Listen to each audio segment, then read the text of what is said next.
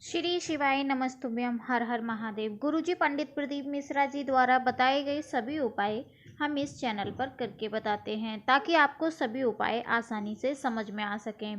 दोस्तों, अभी गुप्त नवरात्रि चल रही है और इस समय जो गुप्त नवरात्रि है वो अष्टमी है और नौमी तिथि आने वाली है। तो अगर आप नौमी तिथि को कुछ ऐसे उपाय कर लेते हैं तो आपके घर में दुख दरिद्र ये सब खत्म हो जाता है, बीमारी भी दूर हो जाती है और आपको माता लक्ष्मी का आशीर्वाद प्राप्त होता है, माता दुर्गा का आशीर्वाद प्राप्त होता है। आज के दिन नौमी तिथि को अगर आप महादेव को जल नहीं चढ़ाते हैं तो ये बहुत ही शुभ है, लेकिन आपको कैसे जल चढ़ाना है वो इस वीडियो में आप लोग देख सकते हैं। देखिए, ये जो एक उपाय है वो उस उपाय में आप ये फॉलो कीजिएगा कि महादेव को जल नहीं चढ़ाना है। आपको क्या करना है, एक लोटा जल लेना है और मंदिर के जो शिवलिंग है ना उसके चारों तरफ चढ़ाना। जैसे गणपति बप्पा को चढ़ाना है, माता अशोक सुंदरी को चढ़ाना है, कार्तिक जी को और कटिभाग को। ठीक है, उसके बाद महादेव को नहीं चढ़ाना है। फिर आपको जाना है सीधा बेलपत्र के पेड़ के नीचे, अगर मंदिर के पास में है तो और भी अच्छा है। वहाँ पर जाकर आप बेलपत्र के जड़ में जल चढ़ा दीजिएगा। वही जो जल बचा हुआ है वो जल आप बेलपत्र की जल में चढ़ा दीजिएगा, कुंदकेश्वर महादेव का नाम लेकर।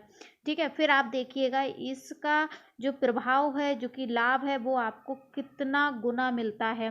क्योंकि गुरुजी अपने अक्सर कथाओं में कहते रहते हैं कि अक्सर बोलते हैं और बताते हैं कि अगर हम ये उपाय श्रद्धा भाव से कर लेते हैं तो भगवान शिव शंकर हमें आशीर्वाद देते हैं और साथ ही साथ हमको माता जो गौरा हैं उनका भी आशीर्वाद प्राप्त होता है। चलिए बढ़ लेते दूसरे विशेष उपाय की तरफ। इसमें आपको एक बेलपत्र लेनी है और बेलपत्र के तीनों जो भाग हैं उन पर लगानी है लाल चंदन की बिंदियाँ।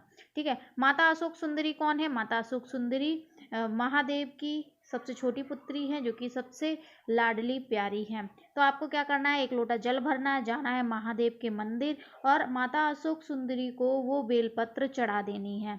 ठीक है, जो चंदन लगाया है वो शिवलिंग को स्पर्श हो ऐसे पलटकर आप बेलपत्र चढ़ा दीजिएगा।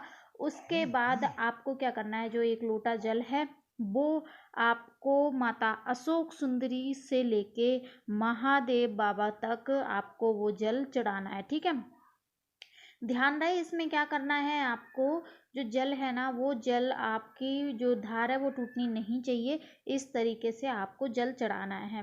उसके बाद थोड़ा सा जल ले आइएगा और उसके बाद अगर आपके शरीर में कोई दाग है, धब्बा है या फिर कुछ रोग है जो कि नहीं जा रहा है, चर्म रोग है, तो आप वो जो जल आचमन लेकर आएंगे वो आप अपने शरीर में हर रोज़ लगाइएगा मल्लम की तरह। और फिर देखिए 10 दिन में आपको कैसे उसका जो असर है वो आपको प्राप्त होगा।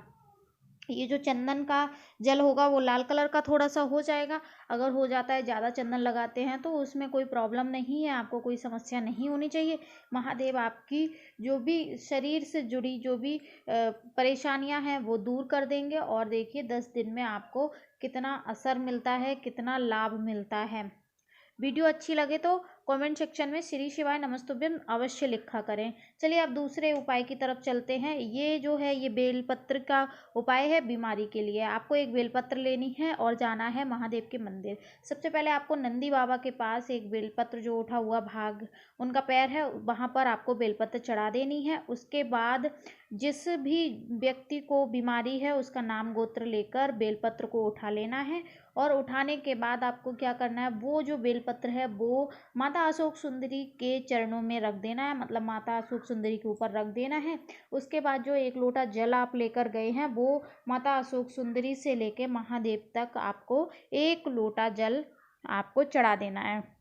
ठीक है, अब जिस भी व्यक्ति की को बीमारी है, जिस भी व्यक्ति को बहुत ज़्यादा चिड़चिड़ापन होता है, बहुत तकलीफ होती है, घर में कलेश करता है, उसका नाम और गोत्र बोलिएगा और महादेव पर जल चढ़ाइएगा श्री शिवाय नमस्तुभ्यम का जाप करते हुए। उसके बाद आपको क्या करना है, वो जो जल है वो जल आपको थोड़ा सा अपने लोटे में ले लेना है और जो बेलपत्र है वो बेलपत्र माता अशोक सुंदरी से मांग लेनी है और उनको बोलना है, उनसे अनुरोध करना है, प्रार्थना करनी है कि हे माता मेरे कष्ट हरें, मेरे दुख हरें। और जो बेलपत्र आप लेकर आएंगे ना घर पर, जो भी व्यक्ति बीमार है, जो भी व्यक्ति परेशान रहता है, चिड़चिड़ापन रहता है, वो बेलपत्र आपको उसको चबा चबा कर खिलानी है। ठीक है। बेलपत्र कैसे खिलानी है, पहले जो पत्ती होती है ना, वो पहले पत्ती सीधी पत्ती खिलाएं, फिर उल्टी और फिर वो बड़ी पत्ती। ठीक है, तीनों पत्तियां खिला दें। उसके बाद जो जल लेकर आए हैं वो जल का आचमन कराएं, लगातार 7 दिन तक आचमन कराएं और फिर देखिएगा जो भी बीमारी है वो सब दूर हो जाएगी। चिड़चिड़ापन आता है तो वो चिड़चिड़ापन भी खत्म हो जाएगा। और ये उपाय आपको करना है कल के दिन। ठीक है, कल के दिन नौमी तिथि को करना है। बहुत ही विशेष उपाय है और अच्छे से कीजिएगा। वीडियो में अगर कुछ समझ में नहीं आ रहा तो कमेंट करके आप पूछ सकते हैं।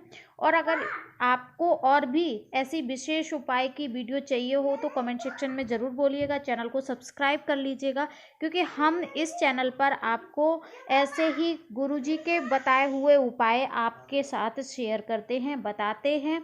तो कमेंट सेक्शन में श्री शिवाय नमस्तुभ्यम अवश्य लिखें। मिलते हैं दूसरे किसी विशेष उपाय की तरफ, तब तक के लिए श्री शिवाय नमस्तुभ्यम। हर हर महादेव।